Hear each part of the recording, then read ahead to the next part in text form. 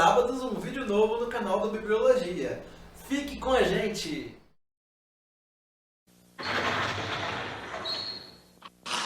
Senta que lá vem a história.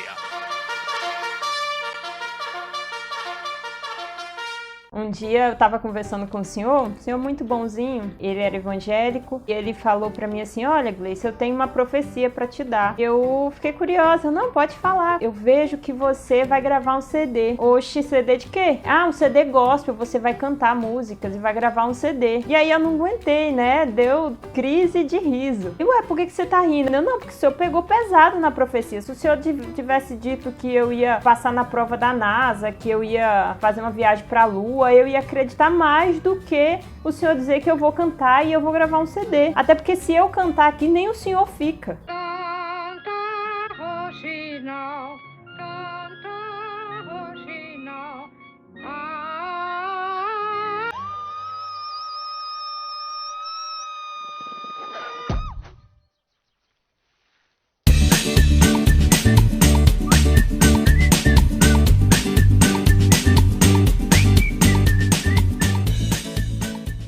Olá, meus queridos bibliologistas, sejam bem-vindos ao nosso canal. Você que ainda não é inscrito, inscreva-se, curte o nosso vídeo, comenta aqui embaixo se você gostou e nos ajude a levar esse vídeo para mais pessoas. Hoje a gente vai conversar sobre Gênesis 18. Tem muitas lições, mas a gente vai pegar só uma parte para a gente discutir hoje no vídeo e ele não ficar muito longo. O capítulo começa contando que Abraão ele estava sentado e ele avistou 3 homens. Esses 3 homens provavelmente eram o Senhor e dois anjos. Era no horário mais quente do dia. Os viajantes faziam muitas vezes a viagem a pé. Quando chegava nesse período mais quente, eles paravam na sombra de uma árvore para esperar aquele calorzão passar para poder eles seguirem viagem. Então, nesse momento que Abraão estava ali sentado, ele avistou os 3 homens e ele foi rapidamente lá recebê-los. Ele chama os viajantes para comer na casa dele, pede para que Sara faça o melhor pão, chama o servo dele para lavar os pés dos viajantes. Faço uma pausa até para explicar um pouco do contexto. Porque muitas vezes a gente está lendo a Bíblia e a gente não entende algumas coisas porque a gente não entende o contexto da época, porque hoje a gente vive em outra cultura, em outra sociedade, e aí muitas vezes a gente não consegue compreender alguns trechos da Bíblia. Mas não desiste, busca entender, busca conhecer o contexto da época, o porquê que aquilo acontecia naquela época, que a gente vai tendo um vislumbre melhor, né, da palavra de Deus e tentando trazer isso para os nossos dias. Essa atitude de lavar os pés era uma forma de educação, de receber as pessoas. Os viajantes andavam geralmente com sandálias de couro, ficava com os pés todo empoeirado. Então, quando eles chegavam, o anfitrião pedia para que o seu servo lavasse os pés dos viajantes. Era algo que aconteceu até mesmo na época de Jesus. A gente pode ver isso em Lucas, capítulo 8, versículo 44, que diz o seguinte: então voltou-se para a mulher e disse a Simão: veja esta mulher ajoelhada aqui. Quando entrei em sua casa, você não ofereceu água para eu lavar os pés, mas ela os lavou com suas lágrimas e os secou com seus cabelos. Ou seja, Simão não recebeu bem Jesus, não foi educado e respeitoso com Jesus, ao contrário da mulher, né? A forma como ela agiu com ele. E a mesma coisa aqui, Abraão estava sendo respeitoso, cordial, educado na forma de receber. A gente pode fazer um contraste com Sodoma e Gomorra, porque os anjos também vão para Sodoma e Gomorra para falar com Ló. As pessoas daquele lugar, ao ver os visitantes, o que eles fazem? Ao invés de receber com cordialidade, assim como Abraão, não, eles queriam abusar dos anjos. As pessoas não se preocupavam com os outros, elas só se preocupavam com elas mesmas e ainda queria fazer mal a essas pessoas que estavam visitando. Hoje em dia a gente não precisa lavar os pés das pessoas, mas a gente tem outras formas de agir com cordialidade, com educação, com respeito e fazer com que a pessoa se sinta querido pela gente, né? Para que as pessoas vejam a Cristo em nós. O que aconteceu? Eles comeram, um deles perguntou: cadê Sara, sua mulher? E Abraão fala: tá dentro da tenda. E aí aqui no versículo 10, então um deles disse: voltarei a visitar você por esta época, no ano que vem, e sua mulher Sara terá um filho. Sara estava ouvindo a conversa de dentro da tenda. Abraão e Sara já eram bem velhos, e Sara tinha passado havia muito tempo da idade de ter filhos. Por isso riu consigo e disse: como poderia uma mulher da minha idade ter esse prazer ainda mais quando meu senhor, meu marido, também é idoso. Então aqui Sara riu. E aí eu não aguentei, né? Sara riu. Deu crise de riso. Que é isso? É risada?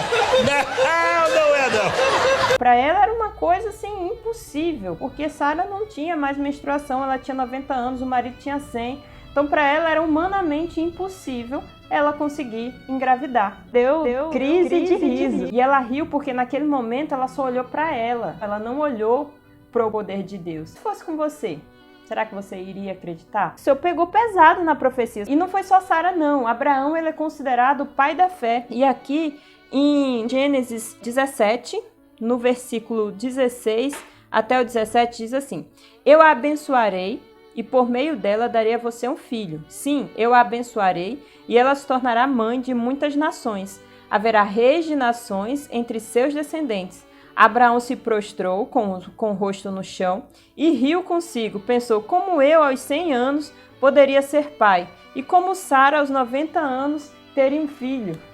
Ou seja, os dois duvidaram. Isso mostra que há salvação pra gente, né? Porque a gente duvida muito do poder de Deus diariamente em nossa vida, porque muitas vezes quando vem algo grandioso ou mesmo nem tão grandioso assim, a gente só olha pra gente e vê que a gente não é capaz, a gente esquece de olhar para o poder de Deus, para o que Deus pode fazer na nossa vida. Deus, ele repreende Sara e ele diz o seguinte: existe alguma coisa difícil demais para o Senhor? Voltarei por esta época e no ano que vem a Sara terá um filho. Ele repetiu. Não tem nada que seja difícil para Deus. Nada. Desde criança minha avó me ensinou a acreditar em Deus.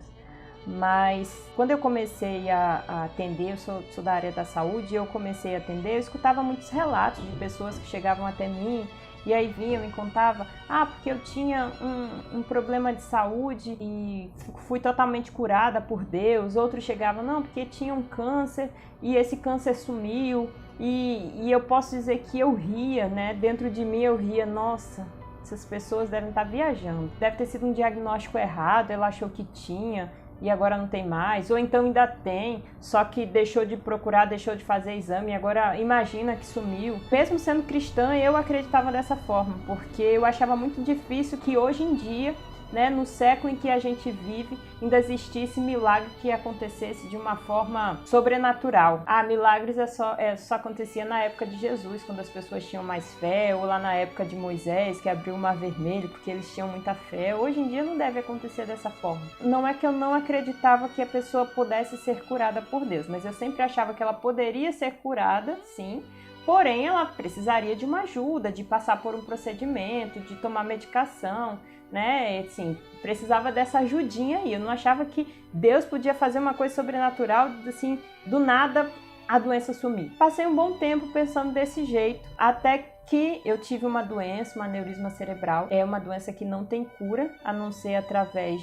de uma cirurgia, não tem medicação, e precisava fazer a cirurgia era muito arriscada, com risco de morte, com risco de deficiências. Tentei por muito tempo fazer a cirurgia, mas não consegui, e chegou o momento que eu tive que pensar, a única coisa que me resta agora é acreditar que possa existir um milagre. Se você quiser que eu conte esse testemunho aqui nos próximos vídeos, deixa um comentário aqui e faz a gente chegar aí nos nossos 500 inscritos, que é a nossa meta, e aí eu faço o vídeo. Combinado? O importante dessa história é que eu entendi que Deus, ele é poderoso demais pra gente achar que a gente sabe tudo e que Deus não pode fazer algo sobrenatural. Eu precisei passar por uma situação difícil que me fez sofrer. Foram 2 anos com incertezas, com dificuldades, mas foi necessário que eu passasse por isso para realmente aprender a ter fé em Deus, que antes talvez a minha fé era uma fé daquelas capengas, né? Hoje em dia eu oro acreditando que o que eu tô falando, que o que eu tô pedindo para Deus pode acontecer. E hoje eu me sinto muito privilegiada, porque o próprio Deus me ensinou a ter fé. Sei que eu não posso mover uma montanha, mas Deus pode através da minha fé. Os próprios estudos mostram que quem tem fé consegue se curar mais rápido de doenças, quem tem fé é mais feliz, tem uma atitude mais positiva diante da vida, consegue se recuperar mais fácil, mais rápido, né, dos abalos. e tem esperança. É a esperança que nos faz continuar vivendo e continuar lutando por dias melhores. Poxa, mas tudo que eu pedir para Deus, se eu tiver fé, Ele vai conceder? Nem sempre, porque nem sempre o que você pede está de acordo com o que Ele quer. Você já pensou se Deus concedesse tudo que a gente já pediu? Tem uma frase de C.S. Lewis que diz o seguinte: se Deus tivesse concedido todas as orações tolas que eu fiz na minha vida, onde eu estaria agora? Já parou para pensar isso? Se tudo que a gente pedisse para Deus, Ele tivesse feito, né? Muita coisa tinha dado ruim. Eu fico pensando nas orações que eu fazia quando eu era criança. Uma delas era, eu achava que eu ia ser totalmente feliz quando eu tivesse uma casa com piscina. E eu pedi a Deus para eu conseguir construir uma piscina onde eu morava. Eu morava num sítio bem no interior de Alagoas. Aí eu falava isso para minha avó, ela falava, mas por que vai fazer? Como é que vai fazer uma piscina aqui? Vai dar uma chuva, vai encher ela de lama? Porque era muito empoeirado, então assim, a gente encher de água, daqui a pouco ia estar cheio de terra dentro. Mas beleza, eu achava que ia funcionar, que eu ia botar uma lona por cima e que eu ia murar toda a casa. E como é que eu ia fazer isso? Vendendo sacolé. Fazia o sacolé e ia vender no campo de futebol. Eu lembro até de um dia que eu fui sair com a minha bicicleta e um isopor cheio de sacolé, só que no meio do caminho o isopor voou, foi sacolé para tudo quanto é lado, o pessoal viu que tinha um monte de sacolé caído no chão e veio todo mundo, catou cada um seu e todo mundo comeu e não pagou. Eu saí para casa muito triste, chorando, todo mundo comeu o meu sacolé e não pagou.